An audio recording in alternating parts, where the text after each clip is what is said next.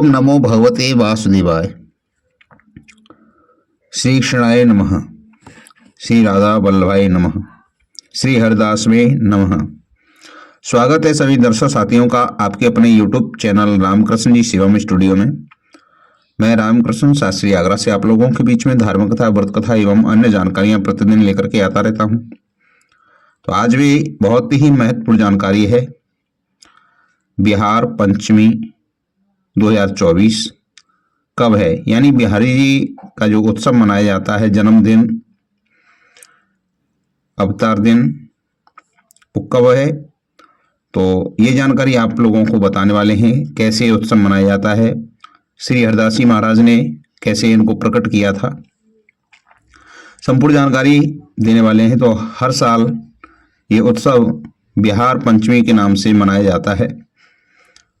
क्या विशेषता है, अपने घर पर कैसे मनाना चाहिए, और अगर समय है तो बिहारी जी के दर्शन के लिए हमें वहाँ कैसे पूजा पाठ क्या करना चाहिए, ये संपूर्ण जानकारी आज की वीडियो में देने वाले हैं। तो इससे पहले मैं आपसे निवेदन करना चाहूँगा कि अभी तक आपने चैनल को सब्सक्राइब नहीं किया हो तो प्लीज़ चैनल को जरूर सब्सक्राइब करें, बेल को प्रेस करके रखें जिससे नोटिफिकेशन सबसे पहले आपको प्राप्त हो।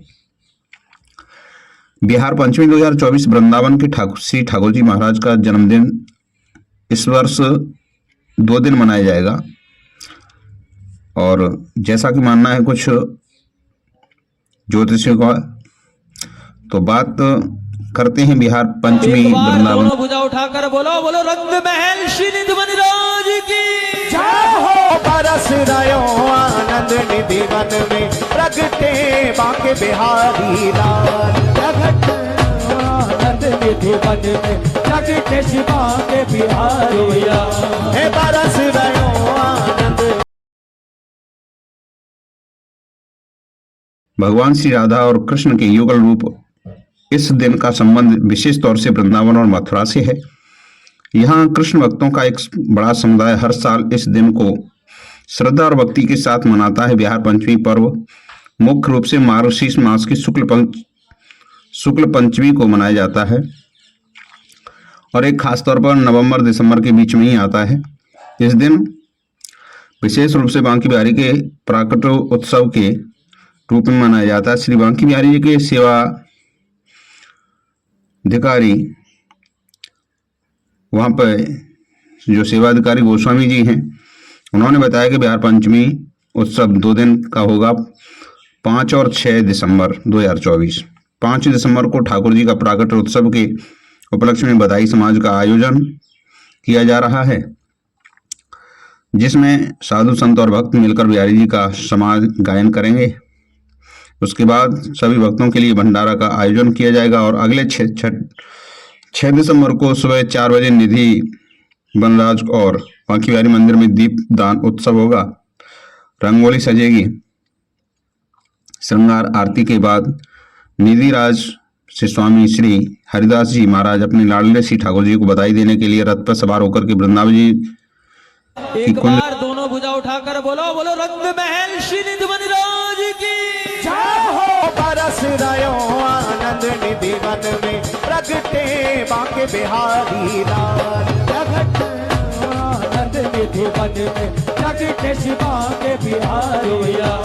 हे बरस रयो आनंद में सब भक्तों को बांट दिया जाएगा। तो जानते हैं वैदिक पंचांग के अनुसार मार्गशीर्ष मास के शुक्ल पक्ष की पंचमी तिथि की शुरुआत 5 दिसंबर 2024 12:49 पर होगी। वहीं तिथि का समापन 6 दिसंबर 12:07 पर होगा। तो उदया तिथि के अनुसार बिहार पंचमी त्योहार 6 दिसंबर 2024 को मनाई जाएगी। बांकी बिहारी की मूर्ति का प्राकट्य अनंत एक चमत्कारिक और दिव्य घटना है जो भक्तों के हृदय में भक्ति और श्रद्धा का संचार करती है। मनोहर श्याम वर्ण छवि वाले श्री विग्रह श्री कृष्ण और राधा रानी के संयुक्त रूप का प्रतीक है। बांके बिहारी नाम का विशेष अर्थ है कि बांके यानी तीनों स्थानों से झुके हुए। बिहारी नाम का अर्थ है वृंदावन में विहार करने वाले। श्री कृष्ण की यह मुद्रा भक्तों के लिए उनके प्रेम और लीलाओं का प्रतीक है। वृंदावन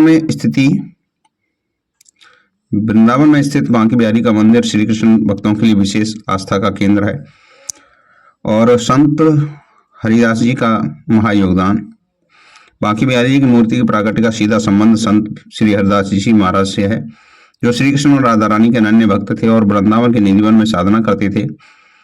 वहीं निधि वन जहाँ के बारे में आज की मान्यता है, वहाँ हर रात राधा रानी गोपियां संग रासलीला करते हैं। स्वामी हरिदास जी सखी संप्रदाय के प्रवर्तक थे। संत हरिदास जी वृंदावन में नित्य राधा कृष्ण की लीलाओं का गान करते हैं।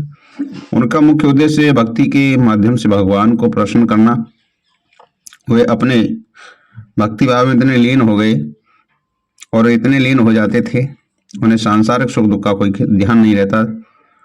मान्यता है कि स्वामी हरिदास जी महाराज को राधा जी की एक सखी का स्वरूप माना गया है, जिनका नाम था ललिता। निधि वन में प्रकट हुए बांके बिहारी जी। संत हरिदास जी निधि वन में अपनी बांसुरी और स्वयं माधुर्य से राधा कृष्ण की लीलाओं का गान करते थे। कहा जाता है कि एक दिन जब वे भक्ति और प्रेम में डूब कर के भजन गा रहे थे तो राधा कृष्ण उनकी भक्ति से प्रसन्न होकर के स्वयं उनके सामने प्रकट हुए। संत हरिदास जी ने जब भगवान का यह दिव्य रूप देखा तो उनसे प्रार्थना की कि एक रूप में प्रकट होकर हमेशा भक्तों के बीच रहे। उनकी प्रार्थना पर भगवान राधा कृष्ण ने एक दिव्य मूर्ति का रूप धारण किया। यह मूर्ति बांके बिहारी जी के नाम से प्रसिद्ध हुई और मूर्ति की विशेषता यह है कि इनके दर्शन मात्र से भक्तों को राधा कृष्ण के दिव्य प्रेम का अनुभव होता है। संत हरिदास जी ने बांके बिहारी जी की इस दिव्य मूर्ति को निधि वन में स्थापित किया। प्रारंभ में यह मूर्ति पूजा निधि वन के भीतर होती थी। समय के साथ भक्तों की बढ़ती संख्या को देखते हुए बांके बिहारी जी का मंदिर बनाया गया। यह मंदिर आज वृंदावन के मुख्य तीर्थ स्थलों में एक है। बांके बिहारी जी का प्राकट्य की कथा भक्तों का यह संदेश देती है कि सच्ची भक्ति और प्रेम से भगवान को पाया जा सकता है। वृंदावन आने वाले हर भक्त के लिए यह स्थान अद्वितीय भक्ति का केंद्र है, जहां बांके बिहारी जी स्वयं अपनी कृपादर्शी से भक्तों को आशीर्वाद देते हैं। ऐसी मान्यता है विग्रह रूप से भगवान के दर्शन करने से व्यक्ति की सभी इच्छाएं पूर्ण होती हैं। एक बार दोनों भुजा उठाकर बोलो बोलो रंग महल श्री निधि वन राज की जय हो। बरस रयो आनंद निधि वन में प्रगटे बांके बिहारी लाल। आनंद निधि वन में प्रगटे बांके बिहारी लाल। हे बरस